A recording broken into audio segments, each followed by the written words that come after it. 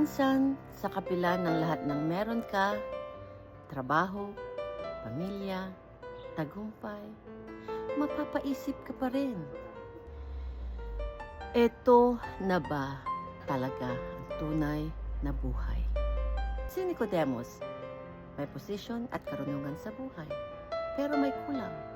Kaya lumapit siya kay Jesus. At ang sabi ni Jesus sa Biblia sa libro ng John, chapter 3, verse 3, Jesus replied, "Very truly I tell you, no one can see the kingdom of God unless they are born again." Ibig sabihin ay may buhay na iniaalok ang ating Diyos. Hindi ito religion. Ito'y relasyon, buhay na totoo, may direksyon at may pag-asa. At dito ibinuhos ang puso ng Diyos. Matatagpuan sa Biblia sa libro ng John chapter 3 verse 16. For God so loved the world that He gave His one and only Son, that whoever believes in Him shall not perish, but have eternal life.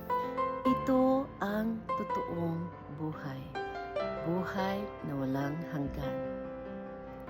Kay Jesus lang matatagpuan.